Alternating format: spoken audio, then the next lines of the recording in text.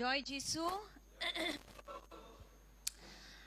ভোকাতুৰ হৈছেনে আজি নিজকে হাজু কৰিছেনে ঈশ্বৰৰ বাক্য গ্ৰহণ কৰিবলৈ praise the Lord thank you Jesus আহক আমি প্ৰাৰ্থনাৰে আৰম্ভ কৰোঁ যীশু খ্ৰীষ্ট আমি নিজৰ মনোযোগটো তোমাৰ ফালে দিছোঁ এই মুহূৰ্তত আমি জানো যে আজি যোনটো বাক্য তুমি আমাৰ জীৱনত আনিবলৈ গৈ আছা হেতু দ্বাৰা যীশু খ্ৰীষ্ট আমি গৌৰৱৰ পৰা গৌৰৱ যাবলৈ গৈ আছোঁ শক্তিৰ পৰা শক্তিলৈ যাবলৈ গৈ আছোঁ যীশু খ্ৰীষ্ট আমি সন্মত হয় যে তোমাৰ বাক্যই আমাৰ জীৱনত যিকোনো বস্তু সিদ্ধ কৰিবলৈ বিচাৰিছে আমি অনুমতি দিছোঁ হালেলুয়া হালেলুয়া হালেলুয়া যীশু খ্ৰীষ্টৰ শ্ৰেষ্ঠ নামত আমেন আমেন আমেন আমেন আজি মই যি শিকাবলৈ গৈ আছোঁ হেতু আগতে পবিত্ৰ আত্মাই মোক শিকোৱাৰ বাবে মই এইখিনি বস্তু আপোনালোকৰ লগত সমভাগ কৰি আছোঁ দেই আমি যেতিয়া ইয়াৰ পৰা কিবা এটা পুলপিটৰ পৰা যেতিয়া আমি কিবা শিক্ষা দিওঁ প্ৰথমতে আমি ৰখোঁ আমি অপেক্ষা কৰোঁ কিতাপ এখনৰ পৰা পঢ়ি পেলাই কিছুমান বস্তু জানি পেলাই এনে আহি পেলাই আমি শিক্ষা দি নিদিওঁ প্ৰথমতে নিজৰ জীৱনত সেইটো বস্তু আমি দেখিব লাগিব নিজে এপ্লাই কৰিব লাগিব নিজে সেইটো বস্তু দেখিব লাগিব সেই বাক্যটোৰ শক্তিটো তাৰ পাছতহে আমি আপোনালোকৰ লগত সমভাগ কৰোঁ তাৰ বাবে আজি ঈশ্বৰে যোনটো মোক শিক্ষা দিছে হেতু হৈছে খেতিয়কৰ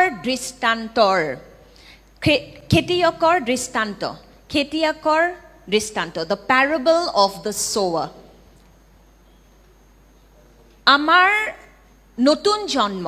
ঈশ্বৰৰ বাক্য দ্বাৰা হৈছে এটো আপোনালোকে সন্মত হয়নে এগ্ৰি কৰেনে আমাৰ নতুন জন্ম আমি ঈশ্বৰৰ বাক্য দ্বাৰা পাইছো আপুনি যিশুলে কেনেকৈ আহিলে বাক্য শুনি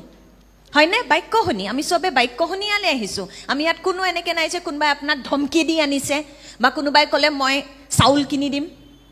বহুতে ভাবে আমাক চাউল দিয়াৰ কাৰণে আমি আহিছোঁ চাউল লৈ কি কৰিম মই চাউলৰ লগত আৰু কিবা কিবি বেলেগ বস্তুটো লাগিব সেইবোৰ মোক যীশু খ্ৰীষ্টই দিব মোক মানুহৰ পৰা নালাগে জগতৰ পৰা নালাগে আমেন কিন্তু আমাৰ নতুন জন্ম পবিত্ৰ আত্মাৰ দ্বাৰা যোনটো বাক্যৰ বীজ হেতু ৰোপণ কৰাৰ বাবে আমাৰ হৃদয়ত আমাৰ আত্মাত সেই বীজটো ৰোপণ হৈ গ'ল সেই কঠীয়াটো ৰোপণ হোৱাৰ বাবে আমি নতুন জন্ম পাইছোঁ আমেন প্ৰথম পিটাৰ 1 অধ্যায় 23 পদ কিয়নো আপোনালোক ক্ষয়নীয় বীজৰ পৰা নহয়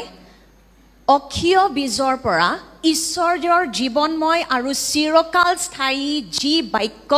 সেই বাক্যৰ দ্বাৰাই নতুন জন্ম পোৱা হৈছে দেখিছেনে আপোনাৰ জন্ম আপুনি ঈশ্বৰৰ বাক্যৰ দ্বাৰা পাইছে আৰু এই বাক্যটো অক্ষয় বীজ হয় বুলি লিখা গৈছে যাক কোনো ধ্বংস কৰিব নোৱাৰে সেই বীজটো আপোনাৰ আত্মাত সোমাই গ'ল আপুনি শুভবাৰ্তা শুনিলে তাৰ বাবে আপুনি খ্ৰীষ্টত নতুন জন্ম পালে সেই বীজটো আপোনাৰ পৰা আৰু কোনো কাঢ়ি নিব নোৱাৰে আমেন আপোনাৰ শৰীৰটো চলাবলৈ আপোনাক আহাৰ লাগে হয়নে আমি খোৱা বোৱা কৰিব লাগিব নহ'লে আপোনাৰ শৰীৰটো দুৰ্বল হৈ যাব সেইদৰে এটা নতুন জন্ম পোৱা বিশ্বাসীয়ে যদি বাক্যত নাথাকে লাহে লাহে সি দুৰ্বল হৈ গৈ থাকে আপুনি যিমানে চাৰ্মন শুনি নলক যিমানে মিউজিক ৱৰ্শ্বিপ গান শুনি নলক আৰাধনাৰ মানে গীত নহয় দেই অকল আপুনি যেতিয়া বাক্য নিজে নাখায় নিজে গৈ পেলাই কিটচেনত আপোনাৰ আত্মিক কিটচেনত আপোনাৰ কাক্ষত যেতিয়া আপুনি ৰুম বন্ধ কৰি খানাটো যদি নিজে ৰেডি নকৰে সাজু নকৰে পবিত্ৰ আত্মাৰ লগত আপুনি লাহে লাহে দুৰ্বল হৈ গৈ থাকিব যোনটো বিশ্বাসীৰ বাক্য নাই সি দুৰ্বল হয় কিন্তু বুজিছেনে ওকে ইয়াত চাওক দ্বিতীয় তিমথিয় 3 অধ্যায় 16 পদ ইয়াত লিখা গৈছে সকলো ধৰ্মশাস্ত্ৰ ঈশ্বৰৰ দ্বাৰা নিশ্বাসিত এই ভাৰ্সটো মই খুব ভাল পাওঁ এই পদটো খুব ধুনীয়া হয় সকলো ধৰ্মশাস্ত্ৰ ঈশ্বৰৰ দ্বাৰা নিশ্বাসিত মানে এইটো যদি ইব্ৰী ভাষাত যোনটো আচলতে নতুন নিয়মখন ইব্ৰী ভাষাত লিখা গৈছিল হয়নে তে ইব্ৰী ভাষাত বা গ্ৰীক লেংগুৱেজত যেতিয়া আমি পঢ়োঁ ইয়াত যোনটো শব্দৰ ব্যৱহাৰ কৰা গৈছে নিশ্বাসিত মানে ঈশ্বৰৰ উশাহটো ঈশ্বৰৰ বাক্যত আছে আমেন ঈশ্বৰৰ উশাহ ঈশ্বৰৰ বাক্যত আছে আমি যেতিয়া কথা পাতোঁ ক্লোজ আপৰ এডবোৰ দেখিছেনে নাই কলগেট আৰু ক্লোজ আপৰ এড কথা পাতি মানুহটো বেহুচ হৈ যায় নহ'লে ৱাও কি ধুনীয়া গোন্ধ কেলে আমি যেতিয়া কথা পাতোঁ আমাৰ মুখৰ পৰা কি ওলায় উশাহ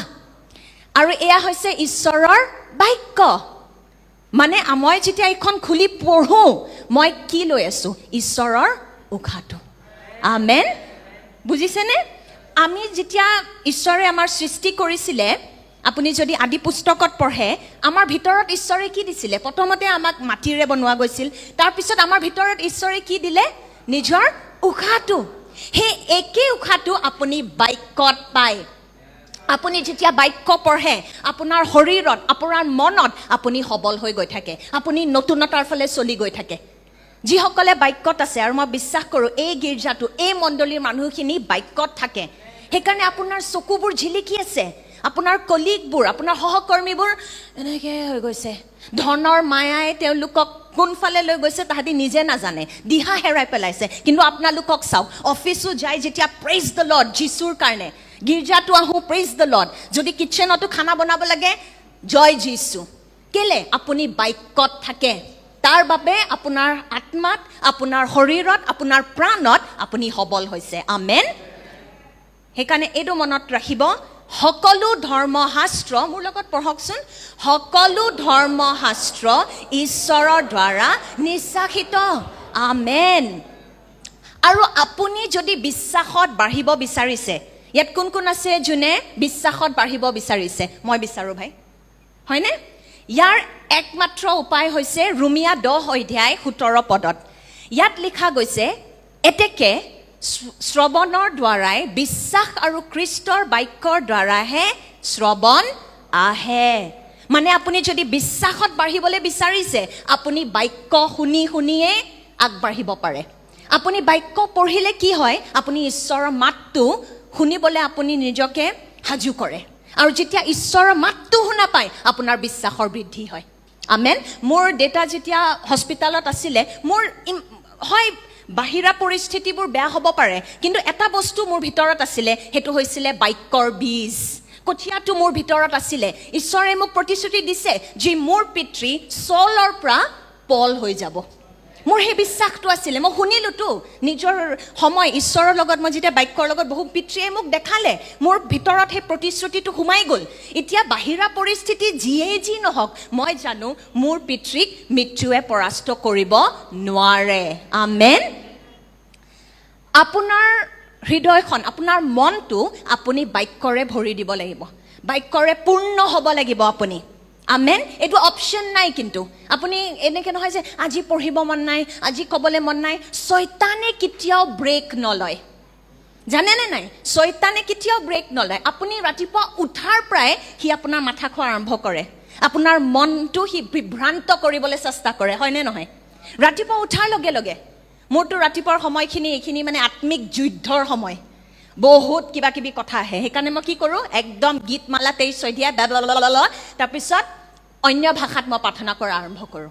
মই শয়তানক সুযোগ নিদিওঁ মই শয়তানক সুযোগ নিদিওঁ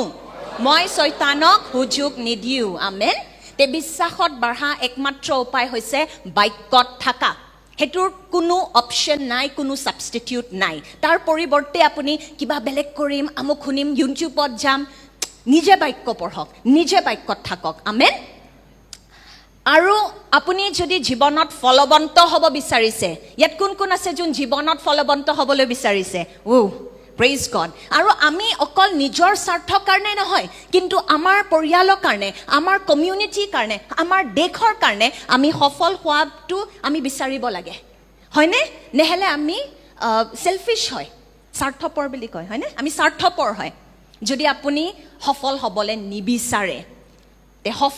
সফলতা পোৱাৰ একমাত্ৰ উপায় হৈছে বাক্যত বাঢ়া বাক্যত পৰিপক্ক হোৱা এইটো ক'ত লিখা আছে মোৰ লগত পঢ়ক হিতোপদেশ 4 অধ্যায় 20 পৰা 22 পদ এইটো আহক আমি একেলগে পঢ়োঁ ইয়াত কি লিখা গৈছে হে মোৰ পুত্ৰ মোৰ বাক্যলৈ মনোযোগ দিয়া মই কোৱা কথা শুনা সেইবোৰ তোমাৰ দৃষ্টিৰ পৰা দূৰ হ'ব নিদিবা সেইবোৰ তোমাৰ হৃদয়ত বান্ধি ৰাখা কাৰণ যিসকলে সেইবোৰ বিচাৰি পায় তেওঁলোকৰ বাবে মোৰ বাক্য জীৱন স্বৰূপ আৰু তেওঁলোকৰ সৰ্ব শৰীৰলৈ স্বাস্থ্য স্বৰূপ আমেন আপুনি যদি স্বাস্থ্য বিচাৰিছে আপুনি যদি সফলতাত চলিবলৈ বিচাৰিছে আপুনি বাক্যত থাকিবই লাগিব আমেন আপোনাৰ শৰীৰত আপোনাৰ প্ৰাণত যদি আপুনি সুস্থতা অভিজ্ঞতা কৰিবলৈ বিচাৰিছে বাক্যয়ে একমাত্ৰ উপায় বাকিবোৰ উপায় কি হয় জানেনে খন্তেকীয়া অলপ সময় কাৰণে কাম কৰে যেন লাগে যে মই কিবা এখন বেলেগ কিতাপ পঢ়ি লওঁ বা মই কিবা ক্লাছ লৈ লওঁ কোৰ্চ কৰি লওঁ ইমান আজিকালি ইনফ্লুৱেঞ্চাৰ আছে ইউটিউবত সেইবোৰ চাই লওঁ লাভ নাই সেই উপায়বোৰ সেই সমাধানবোৰ খন্তেকীয়া কিন্তু ঈশ্বৰৰ বাক্যত থকা মানুহবিলাক সদায় সফল হয় তেওঁলোক জয়তকৈও জয়যুক্ত আমেন এতিয়া এটা বস্তু মই আপোনালোকক শিকাবলৈ বিচাৰিছোঁ চাওক বাক্যৰ যোনটো কঠিয়াটো যোনটো বীজ হেতুৰ ভিতৰত শক্তি থাকে আপোনাৰ জীৱনত সুস্থতা আনিবলৈ আপোনাৰ জীৱনত সমাধান আনিবলৈ আপুনি বীজটো ক'ব নালাগে বাঢ়ি যা বাঢ়ি যা বাঢ়ি যা সেই বীজটোৰ ভিতৰতে শক্তি আছে ঈশ্বৰৰ বাক্যটো কি বুলি কৈছিলোঁ আমি কি পঢ়িছিলোঁ ঈশ্বৰৰ বাক্যটোত ঈশ্বৰৰ উশাহ আছে নিশ্বাসিত কৰা গৈছে ঈশ্বৰৰ দ্বাৰা তে আপোনাক যদি এতিয়া ধৰক নিজৰ শৰীৰত সুস্থতা লাগে আপুনি ক'ত যাব প্ৰথমতে আমি কি কৰোঁ ডাক্তৰ ডাক্তৰ ডাক্তৰ ডাক্তৰ প্ৰথমতে যীশু ডাক্তৰলৈ আহক না যীশুতকৈ ভাল চিকিৎসক নাই আমেন আৰু যেতিয়া ঔষধো লয় ডাক্তৰৰ তাতো যায় বিশ্বাস কৰক যে মোৰ সুস্থতা এই ঔষধটোৰ পৰা নাহেতো এই ডক্তৰজনৰ পৰা নাহেতো যীশুৰ পৰা আহে কিন্তু যীশুৱে এই ডাক্তৰজনৰ ব্যৱহাৰ কৰিব এই ঔষধৰ ব্যৱহাৰ কৰিব আমেন হয়নে person everyone এগ্ৰিড Yes thank you Jesus আমি যেতিয়া এতিয়া আমাক যদি ধৰক আপোনাক কিবা এডিকশ্যন আছে সেই এডিকশ্যনটোৰ পৰা আপুনি কিবা নিচা কৰা আপোনাৰ বেয়া অভ্যাস আছে বা আপোনাক সুস্থতা লাগে বা আপুনি কিবা একদম কিবা ধৰক আৰ্থিক নাটনিত ফচি আছে বাক্যত সকলো বস্তুৰে সমাধান আছে তে আপুনি বাক্যখন বিচাৰক তাত আপুনি ঈশ্বৰৰ প্ৰতিশ্ৰুতি বিচাৰক বা ইয়াত যেতিয়া আপুনি আহে আজি মই যোনখিনি কথা সমভাগ কৰিম তাত আপোনাৰ কাৰণে এটা প্ৰতিশ্ৰুতি ঈশ্বৰে সাজু কৰি ৰাখিছে আপুনি যেতিয়া সেইটো গ্ৰহণ কৰি লয় সেইটো যেতিয়া আপোনাৰ আত্মাৰ ভিতৰত সোমাই যায় আপোনাৰ হৃদয়ৰ ভিতৰত সোমাই যায় কি হয় সেই বীজটোতে সেই শক্তিটো আছে আপোনাৰ জীৱনত সুস্থতা আনিবলৈ আৰ্থিক উন্নতি ভাল কৰিবলৈ সমৃদ্ধি আনিবলৈ সেই বীজটোতে সেই ক্ষমতাটো আছে আমেন আপুনি মাত্ৰ সেই বীজটো গ্ৰহণ কৰিব লাগে বাছ আৰু ইয়াত গ্ৰহণ নকৰিব ইয়াত গ্ৰহণ কৰিলে পাহৰি যাব কিন্তু যেতিয়া অন্তৰত সোমাই যায় ন উফ আপোনাক শয়তানে যিয়ে আহি পেলাই কয় আপুনি তাৰ মিছা অপবাদ বিশ্বাস নকৰে আমেন আহক আমি যিচয়া 55 অধ্যায় 11 আৰু 12 পদ পঢ়োঁ যিচয়া 55 অধ্যায় 11 আৰু 12 পদ আহক মোৰ লগত একেলগে পঢ়কচোন ইয়াত কি লিখা গৈছে ঈশ্বৰৰ বাক্যৰ বিষয়ে হে মোৰ মুখৰ পৰা ওলোৱা বাক্যও সেইদৰে ওলাই যায় এইখিনি কথা জিহুৱাই কৈ আছে সেয়ে ফলপ্ৰদ নোহোৱাকৈ মোলৈ ঘূৰি নাহিব কিন্তু মই ইচ্ছা কৰাৰ দৰে সম্পন্ন কৰিব আৰু যিহৰ বাবে ইয়াক পঠাওঁ সেই বিষয়ত সফল হ'ব হে তোমালোক আনন্দৰে বেবিলনৰ পৰা বাহিৰ ওলাই যাবা আৰু তোমালোকক শান্তিৰে নিয়া হ'ব পৰ্বত আৰু পাহাৰবোৰে তোমালোকৰ আগত উচ্চ স্বৰে আনন্দ কৰিব আৰু পথাৰত থকা গছবোৰে হাত তালি দিব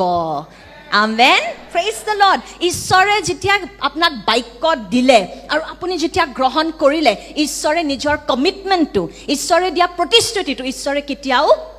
ঘূৰাই নলয় সেই বাক্যটো শূন্যতাত ঘূৰি নাহে ফলবন্ত হ'বই হ'ব আপোনাৰ জীৱনত আমেন ইয়াত সেই বুলি লিখা গৈছে আৰু ইয়াত দেখিছেনে কি লিখা আছে যে আমি বেবিলনৰ পৰা ওলাই যাম মানে আপুনি বন্দী হৈ আছিল কিন্তু বাক্য শুনি আপুনি নিজৰ বেবিলনৰ পৰা ওলাই আহিলে বাক্যই আপোনাক মুক্ত কৰিব পাৰে আমেন আপুনি যিকোনো বস্তুত ফচি আছে বাক্যই আপোনাক ওলাব পাৰে আপোনাৰ বেবিলনৰ পৰা আপুনি ওলাব পাৰিব আমেন বাক্যৰ দ্বাৰা আৰু ইয়াত লিখা আছে যে আমি আনন্দৰে বেবিলনৰ পৰা ওলাম মানে আপুনি যেতিয়া আপোনাৰ ভিতৰত ঈশ্বৰৰ বাক্য আছে আপোনাৰ ভিতৰত অলৌকিক আনন্দ থাকিব বাহিৰা পৰিস্থিতি যিয়ে নহওক জগতক যিয়ে হৈ নাথাকক আপোনাৰ ফেমিলি সিচুৱেশ্যন যিমানে বেয়া নহওক আপোনাৰ ভিতৰত এটা অলৌকিক আনন্দ থাকিব আৰু সেই অলৌকিক আনন্দটো আপোনাৰ পৰা কোনো কাঢ়ি নিব নোৱাৰে আমেন যোৱাকালি আমি বিধান আৰু আন্টিৰ লগত আছিলোঁ পুনম আন্টিৰ লগত কিন্তু আমি যেতিয়া ঘূৰি আহিলোঁ আমাৰ ভিতৰত আমি গুচি যোৱা মানুহজনক আমি মিছ কৰিম কিন্তু আমাৰ দুখ নাছিলে তেনেকৈ আমি দুখ বেদনাত কৰা ফচি থকা নাছিলোঁ আমি ওলাই আহিছোঁ আমাৰ বেবিলনৰ পৰা একদম মানে জয়ত আৰু আনন্দত আমেন আমি আনন্দত ওলাই আহিছোঁ আমি সকলোৱে আনন্দত আছিলোঁ yesterday ৰিমেম্বাৰ যোৱাকালি এই অলৌকিক আনন্দটো আপোনাৰ ভিতৰত থাকিব যেতিয়া আপুনি বাক্যত থাকে আৰু ইয়াত লিখা আছে শান্তিৰে আমি ওলাই আহিম মানে অলৌকিক শান্তিও আপোনাৰ ভিতৰত থাকিব যদি আপোনাৰ ভিতৰত বাক্য আছে আপুনি বুজাব নোৱাৰে কিন্তু কিবা এটা শান্তি অলৌকিক বুজাব নোৱাৰা এটা শান্তি আপোনাৰ ভিতৰত থাকিব তাৰ পিছত ইয়াত কি লিখিছে দেখিছেনে ইয়াত লিখা আছে পৰ্বত আৰু পাহাৰবোৰে তোমালোকৰ আগত উচ্চ স্বৰে আনন্দ কৰিব আৰু পথাৰত থকা গছবোৰে হাত তালি দিব বুলি লিখা গৈছে এই পৰ্বতবোৰ কোন হয় জানেনে সমাজৰ যোনবোৰ গুৰুত্ব লোকসকল তেওঁলোকে আপোনাৰ কাৰণে তালি দিব হাত চাপৰি আপোনাক গ্ৰহণ কৰিব প্ৰেইজ গড আৰু তাৰ পিছত ইয়াত লিখা আছে যে পাহাৰবোৰেও আপোনাক সন্মান দিব বুলি লিখা গৈছে ইয়াত কি বুলি লিখা গৈছে হাত তালি দিব আপোনাৰ কাৰণে পৰ্বতবোৰ কোন হয় আপোনাৰ আশে কাষে যোনবোৰ মানুহ আছে আপোনাৰ সহকৰ্মী আপোনাৰ ঘৰৰ মানুহখিনিয়ে আপোনাৰ পৰিয়ালৰ মানুহে আপোনাৰ বন্ধু বান্ধৱী তেওঁলোকেও ক'ব এই মানুহজনী বেলেগ কিন্তু ঈশ্বৰৰ বৰ এই মানুহজনীৰ ওপৰত আছে আমেন আৰু তাৰ পিছত ইয়াত লিখা হৈছে যে পৰ্বত আৰু পাহাৰবোৰে তোমালোকৰ আগত উচ্চ স্বৰে আনন্দ কৰিব আৰু পথাৰত থকা গছবোৰ মই পিতৃক সুধি আছিলোঁ পথাৰত থকা গছ এইবোৰ কোন হয় পথাৰটো কি হয় অকণ তলত থাকে হয়নে পথাৰটো ফ্লেট হয় উচ্চ স্থানত নাথাকে এইবোৰ হৈছে আপোনাৰ শত্ৰু যিসকলে আপোনাৰ কথা বেয়াকে কয় তেওঁলোকেও বাধ্য হ'ব ক'বলৈ যে এইজনী মানুহ এইজন পুৰুষ ঈশ্বৰৰ হয় কিন্তু তেওঁলোকৰ পৰিয়ালটো কিন্তু বেলেগ হয় সেইটো আমি মানিব লাগিব ভাই মানে অনুগ্ৰহ আৰু ঈশ্বৰৰ মংগলে প্ৰতিদিন আপোনাৰ অনুসৰণ কৰিব আমেন এয়া হৈছে ঈশ্বৰৰ প্ৰতিশ্ৰুতি যদিহে আপুনি বাক্যত থাকে আমেন দেখিছেনে কিমান লাভ আছে ঈশ্বৰৰ বাক্যত থাকিলে ওকে অবুজ নহ'ব তাৰ বাবে বাক্যত থাকক কক মই বাক্যত থাকিম মই সফলতাত খোজ দিম আমেন আমেন আমেন আপুনি নিজৰ কথা কি ভাবে নিজৰ জীৱনৰ পৰিস্থিতিবোৰ কোনটো দৃষ্টিৰে চাই সেইটো বহুতেই গুৰুত্বপূৰ্ণ কাৰণ আপোনাৰ বিষয় আপুনি যি ভাবে সেইটো যদি ঈশ্বৰৰ বাক্যৰ লগত যদি সামঞ্জস্য নহয় আপুনি শয়তানৰ মিছা অপবাদবোৰ বিশ্বাস কৰিব আপুনি যদি নিজকে বাৰে বাৰে কৈ থাকে মই মূৰ্খ মই একো কৰিব নোৱাৰো মই গাধা কোনে ক'লে আপোনাক গাধা বাইবেলত লিখা আছে যে আপোনাৰ মাইণ্ডটো আপোনাৰ মনটো এতিয়া খ্ৰীষ্টৰ মন হয় ইয়াত যোনবোৰ ছাত্ৰ ছাত্ৰী আছে তোমাক কোনে ক'লে যে তুমি গাধা যে তুমি স্কুলত বেয়া সেইটো মিছে ক'ব পাৰে তোমাৰ পেৰেণ্টছে ক'ব পাৰে মাতৃ পিতৃয়ে ক'ব পাৰে কিন্তু বাক্যত তোমাৰ বিষয়ে কি লিখা আছে যদি আপুনি নাটনিত চলি আছে কৈ নাথাকিব মই দৰিদ্ৰ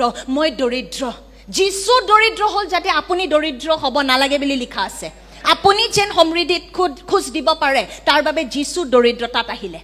এতিয়া কৈ নাথাকিব মই দৰিদ্ৰ হৰে আপুনি ক'ৰ পৰা মিছা অপবাদবোৰ শিকিলে বাক্যত সেইটো নাই বাক্যই যি কয় আপোনাৰ জীৱনৰ বিষয় আপোনাৰ জীৱনৰ পৰিস্থিতিৰ বিষয় সেইটোৱে বিশ্বাস কৰিব আমেন এয়াই হয় আত্মিক যুদ্ধ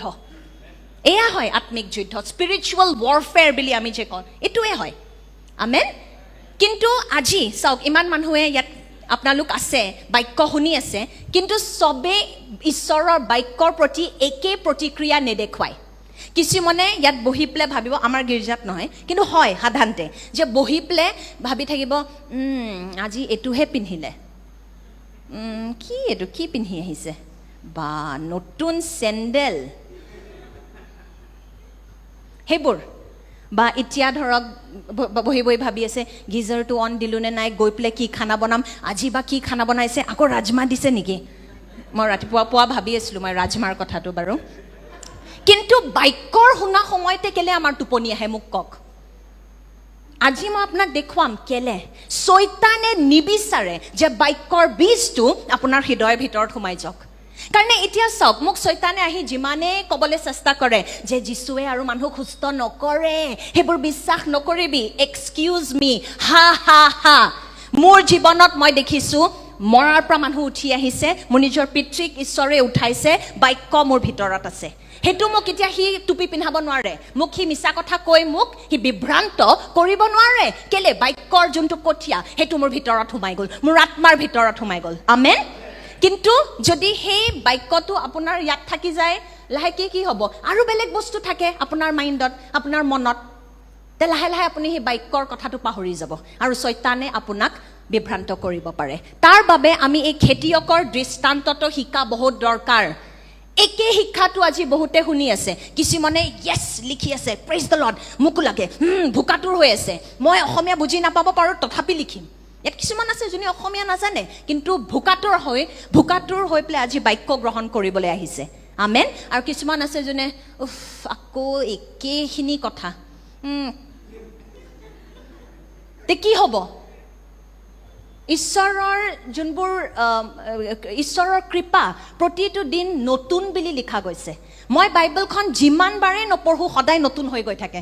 হয়নে আপোনালোক সন্মত হয়নে নহয় একে ভাৰ্সটো একে অধ্যায়টো আপুনি পঢ়িব হে এটো যোৱা বছৰ পঢ়োতে আপুনি কিবা বেলেগ পালে এবাৰ পঢ়োতে কিবা বেলেগ পালে কাৰণ এই বাক্যটো জীৱিত বাক্য হয় আমেন আপোনাৰ হৃদয়ৰ অৱস্থা কি যিশুৱে এই দৃষ্টান্তটোৰ দ্বাৰা দেখুৱাবলৈ চেষ্টা কৰে আপুনি কাকো দুখ দিব নালাগে যে আজি শিক্ষকজন ভাল নাছিলে আজি ফায়াৰ নাছিলে ফায়াৰ নাথাকিলেও যোনটো মানুহ ভুকাটোৰ ন হি নিমখ ভাত খায়ো সেট হৈ যায় প্ৰেজ দ্য লৰ্ড কিন্তু আপোনাৰ ভুকৰ ওপৰত নিৰ্ভৰ কৰে আপোনাৰ ভুক আছে নে নাই আৰু যেতিয়া ভুক নালাগে পেটটো বেয়া হৈ থাকে মই যদি বাটাৰ চিকেন আনি দিওঁ নেদেখাবা মোৰ পেটটো বেয়া লাগিছে হয়নে কিন্তু যেতিয়া ভুক লাগে যি আছে দি দিয়ক গাখীৰ ভাত চলেগা হা খাই দিম নিমখ ভাত খাই দিম ভাত থাকিব লাগিব কিন্তু দেই আমি অসমীয়া মানুহ হয় আমি ভাত নহলে আমাৰ অকণ দিগদাৰি হৈ যায় Yes, amen. Yes. আৰু আমাৰ বেলেগ ফ্ৰেণ্ডসও এগ্ৰি কৰে নৰ্থ ইষ্টৰ মানুহ আমি ভাত খাই বিৰাট ভাল পাওঁ praise the Lord thank you Jesus okay কিন্তু সব বাক্যটো মাত্ৰ জানিলে নহব বাক্য শুনিব লাগিব বুজিব লাগিব আৰু সেই বাক্যটো আপোনাৰ ভিতৰত সোমাব লাগিব আৰু তাৰ পিছত সেই বাক্যৰ ফলটো মই আপোনাৰ জীৱনত দেখিব লাগিব তেতিয়াহে মই গম পাম যে আপুনি সঁচাকৈ বুজি পাইছে আপোনাৰ হৃদয়ৰ ভিতৰত সোমাইছে বুজিছেনে যদি আপুনি মাত্ৰ থিয়ৰিটো জানে কিন্তু আপোনাৰ জীৱনত প্ৰেক্টিকেল একো নাই মানে এতিয়াও শয়তানে আপোনাক হেতু ক্ষেত্ৰত আপোনাক হি টুপি পিন্ধাব পাৰে আপোনাক হি মিছা কথা ক'ব পাৰে বিভ্ৰান্ত কৰিব পাৰে আমেন কিন্তু যেতিয়া বাক্য আত্মাত সোমাই গ'ল হৃদয়ত সোমাই গ'ল তেতিয়া আপোনাক কোনো হিলাব নোৱাৰে আমেন আপুনি স্থিৰ হৈ পেলাই আপুনি ৰখি থাকিব আমেন থ্যাংক ইউ জিজাস কাৰণ বাক্যত লিখা গৈছে যদি কৰ্ম নাই আপোনাৰ বিশ্বাসটো জীৱিত বিশ্বাস নহয় মৃতক হৈ গৈছে ডেড হয় আপোনাৰ বিশ্বাসটো যদি কৰ্ম নাই faith without deeds is dead আৰু আপুনি যদি যি জানে আপুনি মাত্ৰ ইনফৰমেশন গটাই আছে আপোনাৰ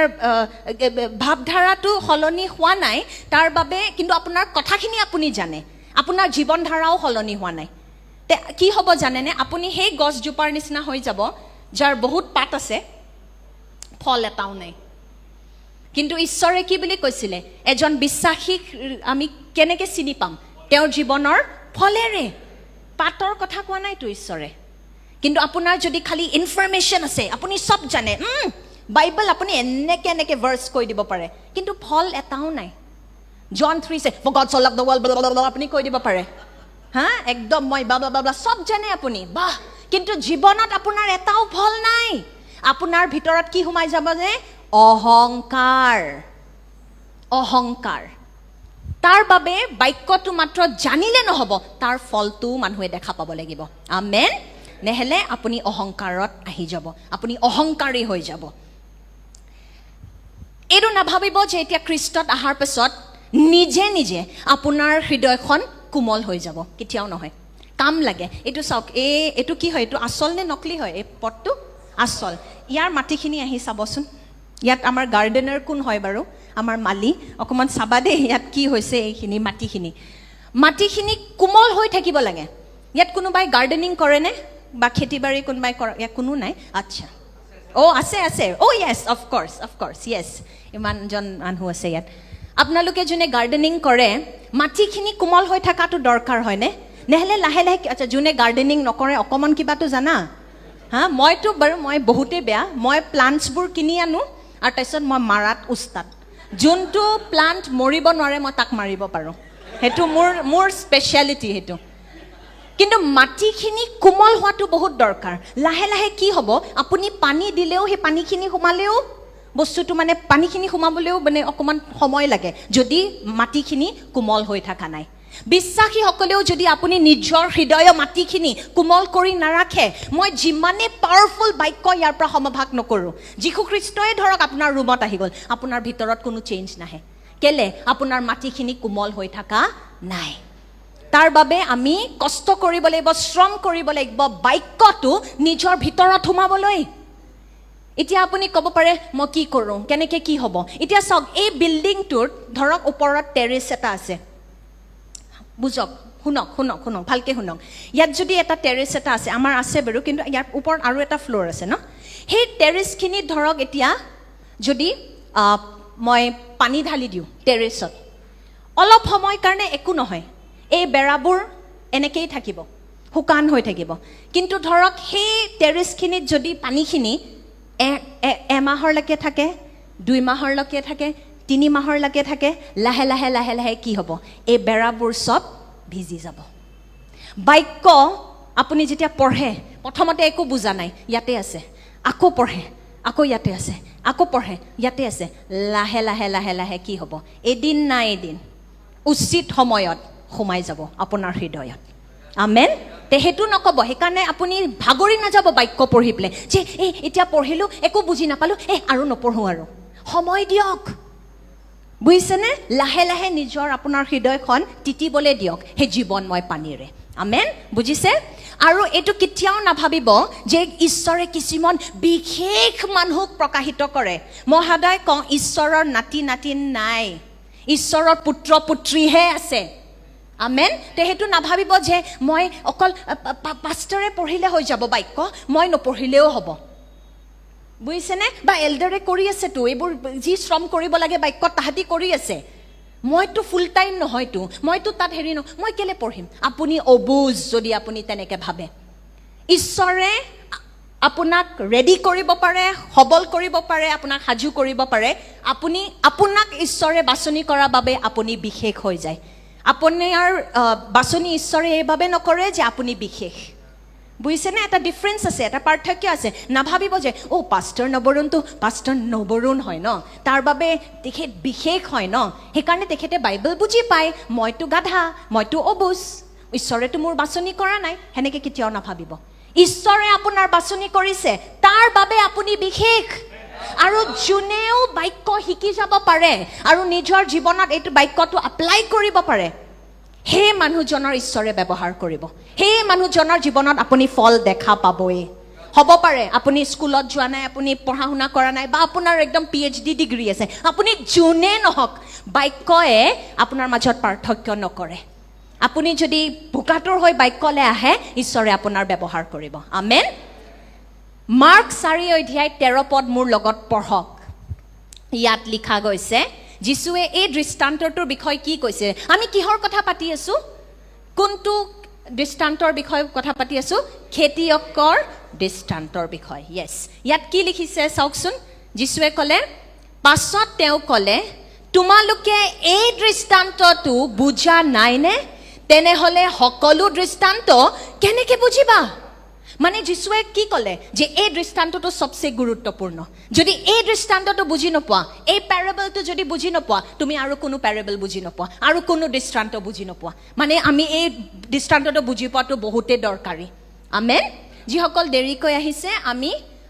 খেতিয়কৰ দৃষ্টান্তৰ বিষয়ে আলোচনা কৰি আছোঁ আজি দেই শিক্ষাটো তাৰ পৰা আহক আমি মাৰ্ক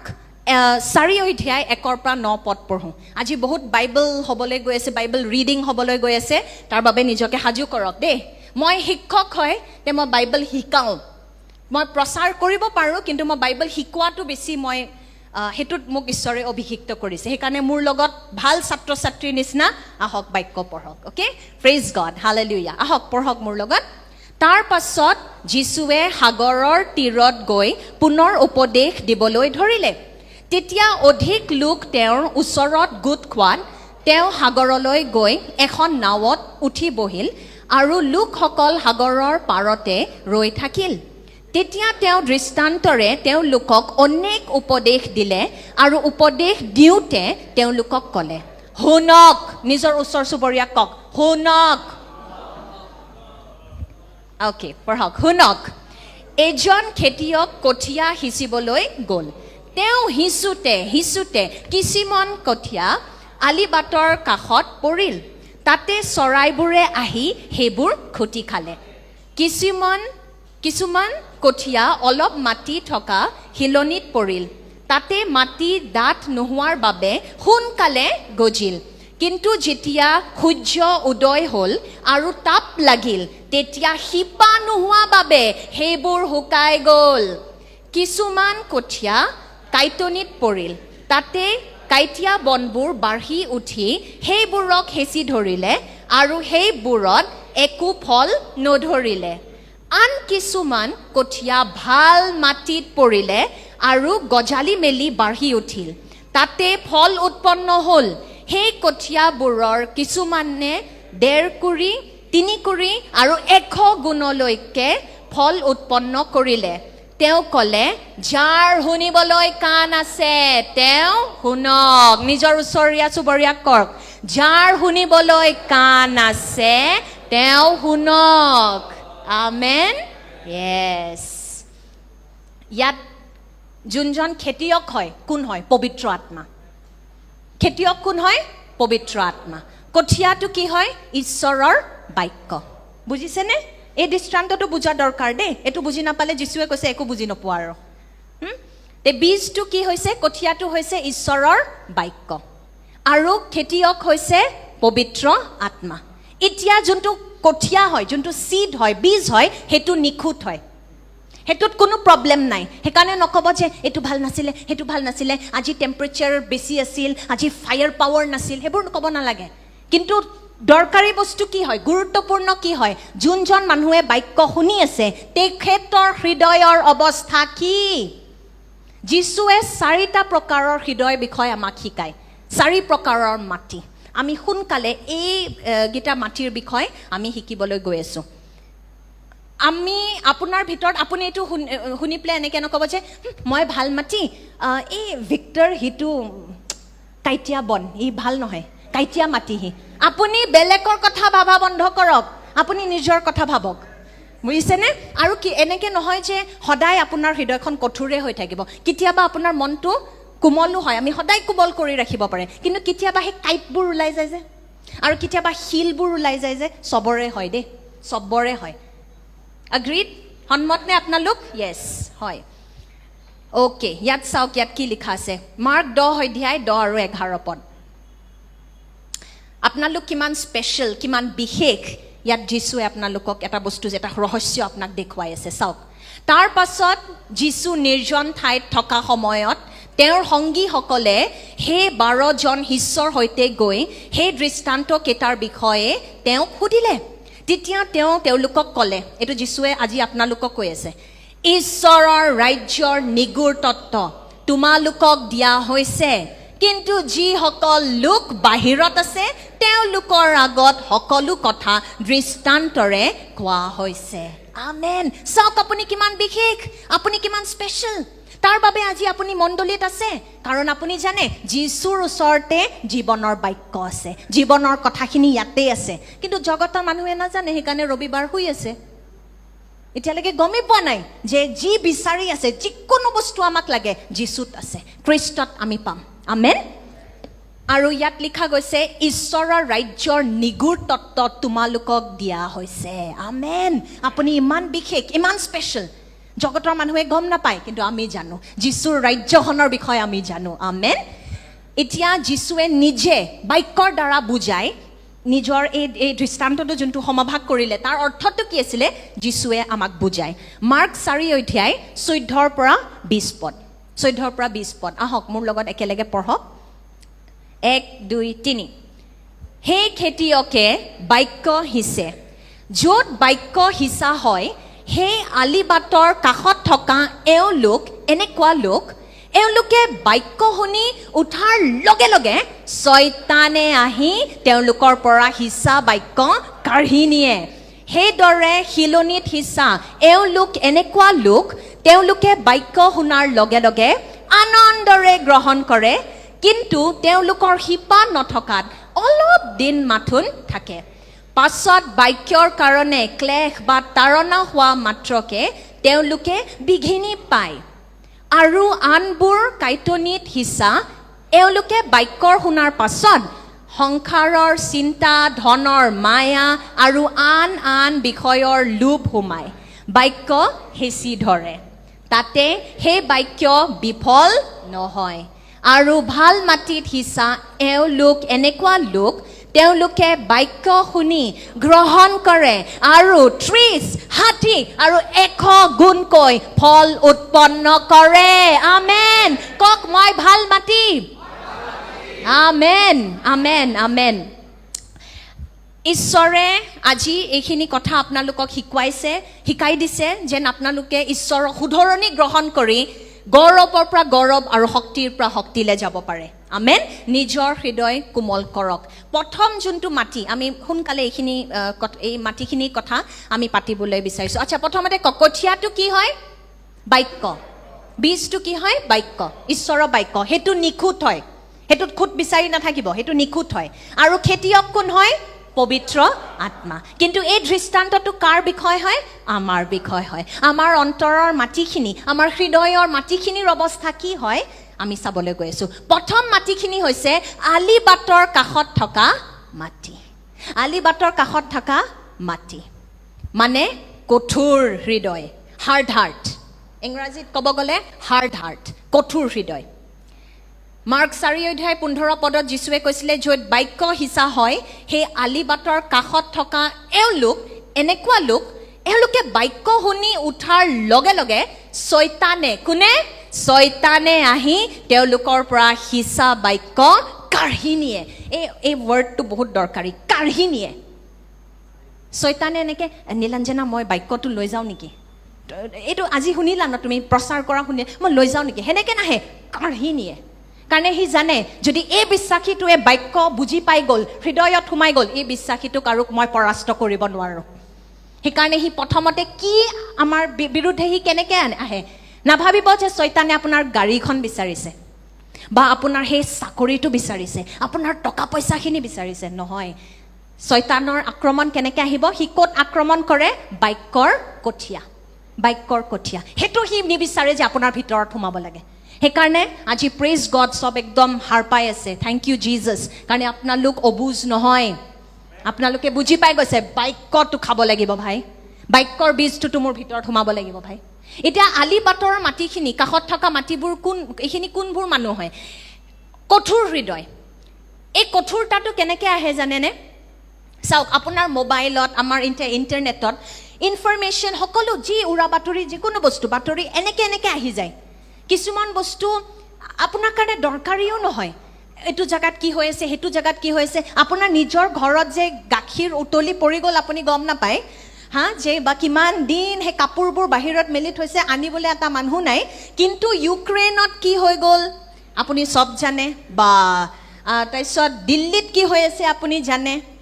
তাৰপিছত এণ্টাৰ্কটিকাত কি হৈ আছে আপুনি জানে কিন্তু গাখীৰ উতলি গ'ল সেইটো নাজানে কি হৈ আছে অদৰকাৰী বস্তু আপোনাৰ মূৰৰ ভিতৰত সোমাই আছে আপোনাৰ মনৰ ভিতৰত কি হৈ আছে জানেনে ট্ৰেফিক জাম তে বাক্য শুনি আছে কিন্তু লগে লগে আৰু বেলেগ বস্তু আহি যায় আৰু এইবোৰ বস্তু জগতত যদি আমি বেছি সোমাই থাকোঁ জানেনে কি হ'ব লাহে লাহে অবিশ্বাস আহি যায় সন্দেহ আহি যায় তাৰপিছত আপোনাৰ মনত আহিব এই কিনো বাক্য শুনি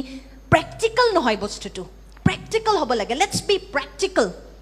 আপুনি পূৰ্বক যদি আপুনি তেনেকৈ ভাবে আপুনি নহয় কিন্তু কেতিয়াবা আমি হৈ যাওঁ আপোনাৰ মনত ইমান ট্ৰেফিক জাম হৈ যোৱাৰ বাবে আপুনি ঈশ্বৰৰ বাক্যৰ বীজটো আপুনি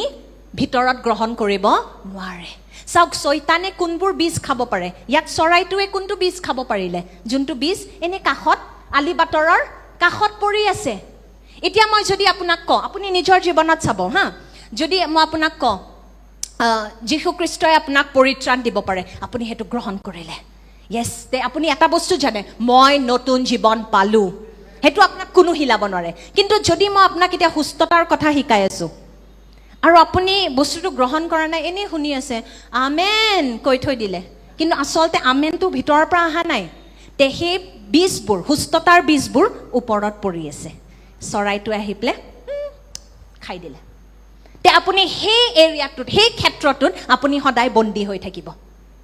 এটা যদি আমি ইয়াৰ পৰা যদি আমি ধৰক আৰ্থিক উন্নতিৰ কথা শিকাও ওকে মানে প্ৰসপেৰিটি সমৃদ্ধিৰ কথা যদি শিকাও কিন্তু আপুনি সেই বীজটো গ্ৰহণ নকৰে আপোনাৰ মনত আকৌ পইচাৰ কথা শিকাবলৈ আহিছে পইচা পইচা পইচা এই গিৰ্জাবোৰ খালি পইচা খুজি থাকে কবাত কোনোবাই কাবাক মিছা কথা কোৱাৰ কাৰণে আপোনাৰ লাগিলে যে সব গিৰ্জা বেয়া আৰু দিবই নালাগে ঈশ্বৰৰ কামত হেতু কি হল আপোনাৰ হৃদয়খন কঠোৰ হৈ গল অবিশ্বাস সোমাই গল এতিয়া ঈশ্বৰে আপোনাৰ জীৱনত আশীৰ্বাদ আনিব বিচাৰিলেও সেই বীজটো ওপৰতে পৰি থাকিলে ন নুহুমালে যে এতিয়া চৰাই আহি প্লে খাই ললে বীজটো দিয়াত আমি দি আছো কিন্তু আপুনি গ্ৰহণ নকৰিলে সেইকাৰণে নিজৰ হৃদয়খন কঠোৰ হ'ব নিদিব আমেন কাৰণ ঈশ্বৰে বিচাৰে যে আপুনি প্ৰচুৰতাত খোজ দিয়ে প্ৰচুৰ জীৱন যোহন 10 অধ্যায় 10 পদ কিন্তু যদি হৃদয়খন কঠোৰ হৈ আছে আপুনি ঈশ্বৰৰ বাক্য শুনিব কিন্তু বুজি নাপায় আৰু যদি বুজিবলৈ চেষ্টাও কৰে আপুনি একো কৰিব নোৱাৰিব একো মানে কৰ্মৰ ফলটো আমি দেখা নাপাম বিশ্বাসৰ ফলটো আমি আপোনাৰ জীৱনত দেখা নাপাম সেইকাৰণে হৃদয়খন কেতিয়াও কঠোৰ হ'বলৈ নিদিব নিজৰ ওচৰ চুবুৰীয়াক কওকচোন হৃদয়খন কঠোৰ হ'বলৈ নিদিবা প্ৰেইজ দ্য লৰ্ড কাৰণ ঈশ্বৰৰ এইখন যোনটো ৰাজ্য হেতু বাক্যটোৱে কেন্দ্ৰ হয় হয়নে ঈশ্বৰৰ বাক্যটোৱে কেন্দ্ৰস্থান ঈশ্বৰৰ ৰাজ্যত সেইকাৰণে আপুনি বাক্যটো শুনক বুজক আৰু নিজৰ জীৱনত ফলটো আমি দেখা পাব লাগিব বুজিছেনে কাৰণ এইবোৰ সাধাৰণ শব্দ নহয় এইটো ঈশ্বৰৰ বাক্য হয় এই বাক্যটো জীৱিত বাক্য হয় শক্তিশালী বাক্য হয় এইখন কোনো নভেল নহয় কোনবা written by whom word of God ঈশ্বৰৰ বাক্য হয় বুজিছেনে প্ৰেইজ গড কেইটামান চিন মই আপোনালোকৰ লগত সোনকালে সমভাগ কৰিবলৈ বিচাৰো আপুনি এতিয়া নিজৰ বিচাৰ কৰক কাৰো বেলেগৰ কথা আপোনাৰ স্বামী কথা ল'ৰা ছোৱালীৰ কথা ভাবিব দৰকাৰ নাই মাতৃ পিতৃৰ কথা নাভাবিবা ওকে এইখিনি নিজে চাওক আপোনাৰ এই চিনবোৰ যদি আছে আজি ঈশ্বৰ পবিত্ৰ আত্মাই আপোনাক শুধৰণি কৰাই দিব আমেন আপোনাৰ যদি কঠোৰ হৃদয় আছে বা ইয়াত যোনটো মই কি বুলি কৈছিলো আলি বাটৰ কাষত থকা মাটি তাৰ চিন কি হৈছে শুনক প্ৰথম আপুনি সদায় ফাৰিসী নিচিনা থাকে ফাৰিসী বিলাকৰ নিচিনা থাকে মানে আপোনাক নিয়মটো কৰিব লাগে নিয়ম কিন্তু বেলেগক দয়া দেখাবলে আপোনাৰ সেই হৃদয়টো নাই খালি নিয়মটো হৈ আছে নে নাই নিয়ম গিৰ্জা যাম বহিম আহিম বাস একো গ্ৰহণ নকৰো কিন্তু মই যাম আৰু দয়া নেদেখাও কাৰো প্ৰতি ফাৰিসী দ্বিতীয় চিনটো হৈছে আপুনি তিক্ততাৰে ভৰি গৈছে আৰু বেলেগক ঠাট্টা কৰি খুব ভাল পায় you like to be better okay আৰু বেলেগে যেতিয়া আনন্দ কৰে আপুনি ভাল নাপায় এনেকে নকৰিব পাৰে কিন্তু মনতটো কৰিছে হয়নে এটো কঠোৰ হৃদয়ৰ চিন হয় আৰু আত্মিক বস্তুবোৰ আশা আনন্দ শান্তি এইবোৰ বস্তু আপুনি শুনিলে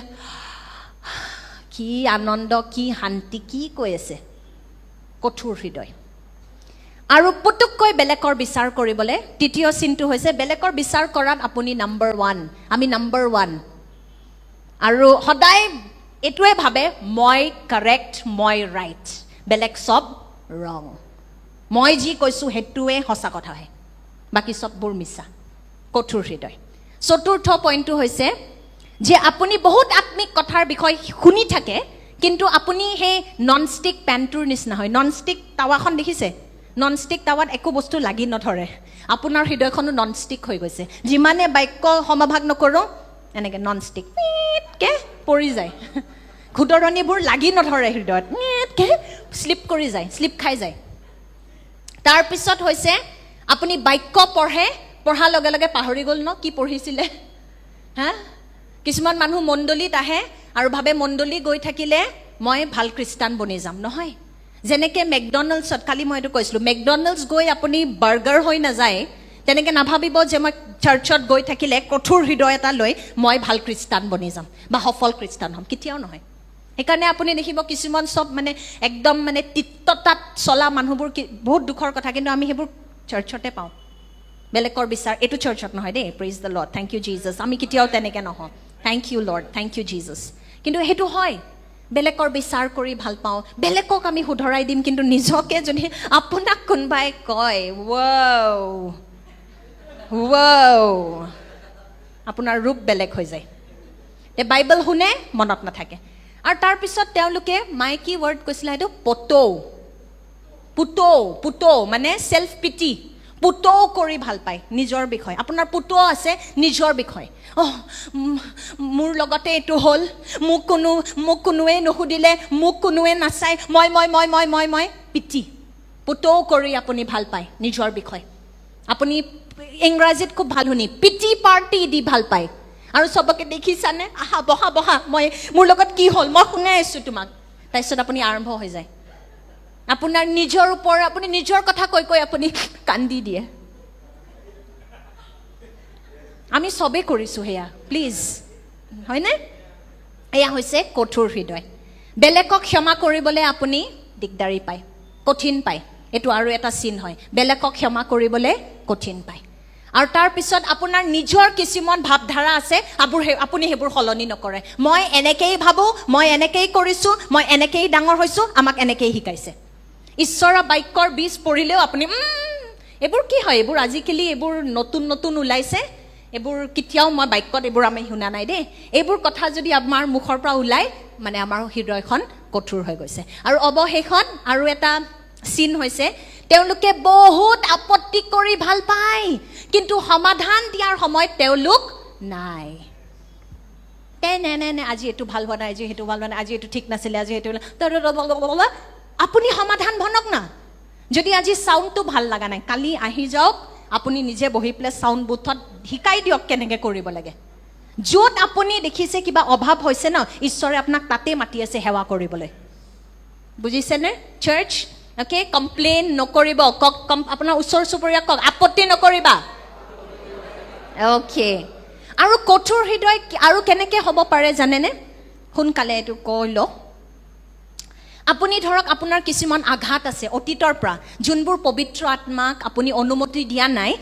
সুস্থ কৰিবলৈ ভাল কৰিবলৈ এতিয়াও সেই আঘাতবোৰ আপোনাৰ ভিতৰত আছে আপোনাৰ হৃদয়খন লাহে লাহে কঠোৰ হৈ গৈ যাব আৰু জগতৰ ভাৱধাৰা বহুত বেছি জগতৰ ভাৱধাৰা আপোনাৰ ভিতৰত আছে এই ষ্টক প্ৰাইজেছ কিতনা হোৱা পইচা কাহামে ইনভেষ্ট কৰে আপুনি যদি সেইবোৰ বেছি ভাবি থাকে বাক্যৰ বীজটো আপুনি হেঁচি দিব মই যিমানে যি প্ৰচাৰ নকৰোঁ ইয়াৰ পৰা আপোনাৰ ভিতৰত একো নোসোমায় আপোনাৰ হৃদয়ে মাটিখিনি কঠোৰ হৈ গৈছে জগতৰ ভাৱধাৰাবোৰ গ্ৰহণ কৰাৰ বাবে তাৰপিছত বাতৰি বেড নিউজ বেয়া খবৰ শুনি স্ক্ৰল কৰি বাপৰে জগতত ভাল খবৰ শুভবাৰ্তা ক'বাতে থাকিলে জগতৰ যোনটো নিউজ সেইটো বেছি দৰকাৰী হৈ যায় তে আপোনাৰ মনত ক'ৰ পৰা শান্তি থাকিব আপোনাৰ এংজাইটি এনেই আহিব আপুনি নিৰাশাগ্ৰস্ত এনেই হ'ব আমেন আৰু তাৰপিছত আপুনি যদি বেলেগক ক্ষমা কৰিব পৰা নাই সৰি কিন্তু আপোনাৰ হৃদয়খন সদায় কঠোৰ হৈ থাকিব সেইকাৰণে ক্ষমা কৰক নিজৰ ওচৰ চুবুৰীয়াক কওক ক্ষমা কৰা সময় হৈ গ'ল praise the Lord thank you Jesus তে ইয়াৰ উপায়টো কি মই প্ৰব্লেমবোৰ দেখাই দিলোঁ ইয়াৰ সমাধানটো কি গোটেই দিনটোত বাক্যত য়েছ কিন্তু বাক্য এনেকৈ নহয় মোবাইলত পঢ়িম কিন্তু যোনটো পাষ্টাৰ সোনিয়াই কৈ থাকে মেথিউ পঢ়া জেগাত আপুনি মিন্ত্ৰা খুলি দিব হয়নে সেইটো নকৰিব বাক্য পঢ়িব মানে এইখিনি সময় গোটেই দিনটোত কিমান ঘণ্টা থাকে 24 ঘণ্টা থাকে তাৰ পৰা আপুনি ধৰক নিজে আপুনি সিদ্ধান্ত ল'লে 2 ঘণ্টা বা 1 ঘণ্টা বা 30 মিনিটেৰে আৰম্ভ কৰা মই মোবাইল নাচাওঁ এইখিনি সময়ত মই ঈশ্বৰৰ লগত বহিম আৰু ঈশ্বৰৰ উপস্থিতিত মই থাকিম মই একদম ভাল ছাত্ৰৰ নিচিনা মই এতিয়া বাক্য পঢ়িম বেছি নিউজ চাই থাকিলে বেছি এই জগতৰ ভাৱধাৰাবোৰ আপোনাৰ ভিতৰত সোমাই পেলাই আপোনাক বিভ্ৰান্ত কৰি দিবলৈ পাৰে আৰু যাক ক্ষমা কৰিব লাগে ক্ষমা কৰক তিক্ততাত চলি থাকিলে নহ'ব